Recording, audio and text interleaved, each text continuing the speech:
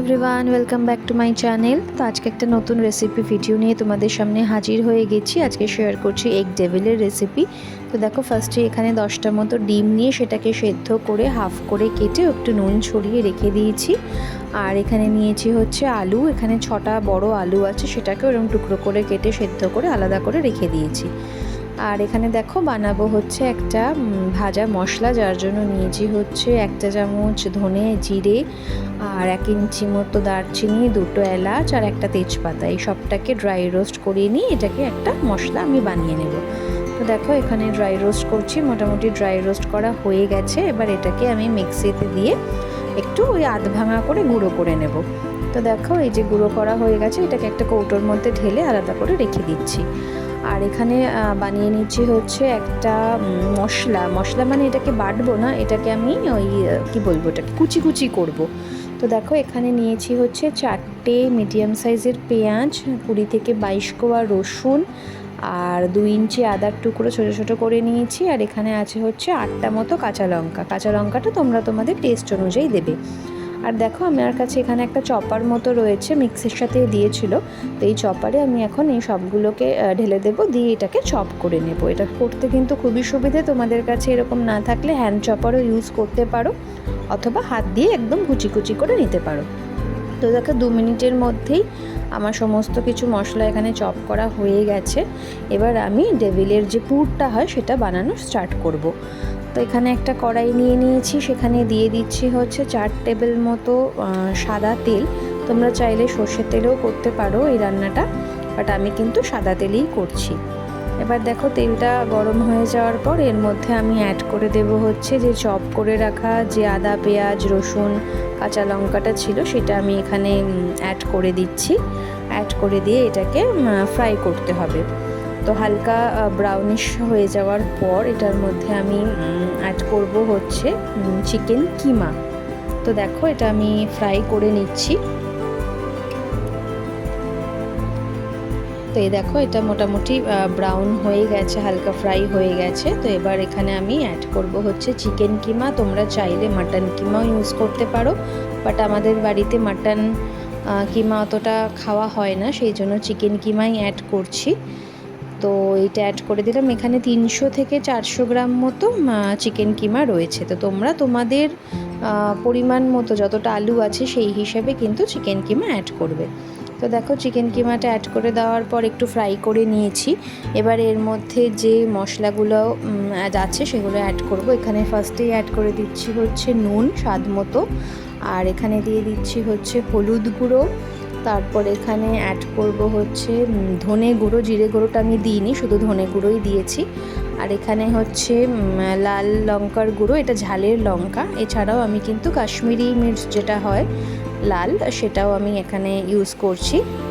তোমরা চাইলে নাও করতে পারো, বাট আমি করছি। তো দেখো এই সমস্ত কিছু অ্যাড করার পরও এটাকে ভালো করে ফ্রাই করে নিতে হবে, ভালো করে কষিয়ে নিতে হবে। তো এই দেখো এখানে মোটামুটি কষানো হয়ে গেছে, এটাকে একটু ঢাকা দিয়ে দিয়ে কষাতে হবে যাতে চিকেন কিমাটা সেদ্ধ হয়ে যায়। এবার দেখো কষানো হয়ে যাওয়ার পর আমি এর মধ্যে অ্যাড করে দিচ্ছি হচ্ছে সেদ্ধ করে যে রেখেছিলাম আলুটা, সেই আলুটা আমি হাত দিয়ে এরমভাবে স্ম্যাশ করে অ্যাড করে দিচ্ছি। তোমরা চাইলে স্ম্যাশার ইউজ করতে পারো। তো দেখো সমস্ত আলুটা এভাবেই অ্যাড করে দেওয়ার পর এটাকে ভালো করে আবার মিশিয়ে নিতে হবে সুন্দর করে, যাতে আলু আর কিমাটা একদম মিশে যায় আর একটা মাখো মাখো একটা পুর তৈরি হয়ে যায়। আর চিকেন কিমাটা অলরেডি আমার সেদ্ধ হয়েই গেছে, যেহেতু চিকেন খুব তাড়াতাড়ি সেদ্ধ হয়ে যায় তাই খুব একটা বেশি সময় লাগে না এই পুরটা বানাতে। তো দেখো এখানে আলু আর চিকেন কিমাটা মোটামুটি দেখো মাখো মাখো হয়ে গেছে, কড়াই থেকে ছেড়ে ছেড়ে আসছে। তো যখন এরকম ছেড়ে ছেড়ে আসবে তখন বুঝবে যে তোমাদের পুরটা অলমোস্ট রেডি হয়ে গেছে। এবার লাস্টে এটাতে অ্যাড করছি হচ্ছে যে ভাজা মশলাটা আমরা আলাদা করে বানিয়ে রেখেছিলাম, সেই মশলাটা দেবে পরিমাণ মতো তোমাদের টেস্ট অনুযায়ী। আর তারপরে দিয়ে দিচ্ছি হচ্ছে এখানে একটু গোলমরিচের গুঁড়ো। তোমরা যদি ঝাল কম খাও অ্যাড নাও করতে পারো, তাতে টেস্টের কোনো রকম কোনো ফারাক পড়ে না, আমি অ্যাড করছি।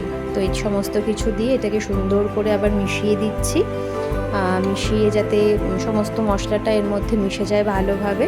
এবার মিশিয়ে দেওয়ার পর এর মধ্যে লাস্টলি অ্যাড করব হচ্ছে একটা ইনগ্রেডিয়েন্ট, সেটা হচ্ছে খুব ইম্পর্টেন্ট, সেটা অ্যাড করতেই হবে যাতে খুব সুন্দর একটা ফ্লেভার আসে, সেটা হচ্ছে ধনেপাতা। দেখো ধনেপাতা অ্যাড করে দেওয়ার পর আমার পুরটা কিন্তু একদম রেডি হয়ে গেছে। এবার এটাকে আলাদা করে সরিয়ে রেখে দেবো ঠান্ডা হওয়ার জন্য। ঠান্ডা হওয়ার পরই কিন্তু এটা আমরা বানাবো। আচ্ছা, এবার দেখো আমরা ডেভিলগুলো এবার তৈরি করব। এখানে একটা ঘোল বানিয়ে নিয়েছি। এখানে আছে হচ্ছে 2 চামচ ময়দা, 2 চামচ কর্নফ্লাওয়ার, একটু গোলমরিচ গুঁড়ো আর নুন, জল দিয়ে মিশিয়ে একটা পাতলা ঘোল বানিয়ে নিয়েছি। আর এখানে নিয়ে নিয়েছি হচ্ছে দেখো বেশ খানিকটা বিস্কুটের গুঁড়ো, এটার মধ্যেও একটু নুন আর গোলমরিচের গুঁড়ো আমি অ্যাড করে নিয়েছি। এবার দেখো ডেভিলটা গড়ে নেওয়ার পালা। এবার কিছুটা পুর আমি হাতের মধ্যে এইভাবে নিয়ে ছড়িয়ে নিচ্ছি।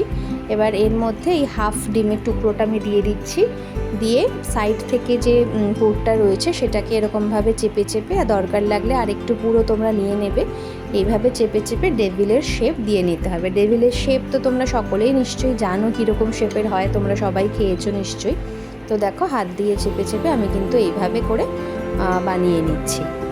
এটা কিন্তু হাত দিয়েই বানাতে হবে। এই দেখো সুন্দরভাবে বানানো হয়ে গেছে। এবার এটাকে কোট করে নেব। প্রথমে এই যে গোলাটা বানিয়ে নিয়েছিলাম সেটার মধ্যে ডোবাচ্ছি, দিয়ে তারপরে বিস্কিটের গুঁড়োর মধ্যে সুন্দরভাবে এটাকে মাখিয়ে নিতে হবে। আবার সেকেন্ড টাইমও একই প্রসেস আমি রিপিট করছি। এটাকে আমি ডাবল কোট করছি, কারণ না সিঙ্গেল কোট করলে অনেক সময় ভাজার সময় না ভেঙে যেতে পারে, সেজন্য ডাবল কোট কিন্তু করতে হবে। আবার দেখো গোলায় ডুবিয়ে আবার এরকমভাবে বিস্কিটের গুঁড়ো মাখিয়ে নিচ্ছি। সুন্দর করে মাখিয়ে নেওয়ার পর আবার হাত দিয়ে চেপে চেপে এটাকে শেপটা যাতে ঠিকঠাক হয় সেরকমভাবে করে নিতে হবে। এই দেখো সুন্দরভাবে শেপ আমি দিয়ে নিচ্ছি। এভাবে একটা ডেভিল কিন্তু আমার এখানে দেখো পুরোপুরি রেডি হয়ে গেছে। এইরকমভাবেই আমি বাকি ডেভিলগুলো বানিয়ে নেব। এই কাজটা একটু সময় সাপেক্ষ, এছাড়া কিন্তু কোনো প্রবলেম নেই, খুবই সহজ একটা রেসিপি। এই দেখো সমস্ত ডেভিল আমার বানিয়ে নেওয়া হয়ে গেছে। এবার এটাকে ভাজার পালা। এবার দেখো আমি কড়াইতে বেশ খানিকটা তেল নিয়ে নিয়েছি, সেটাকে গরম হতে বসিয়েছি।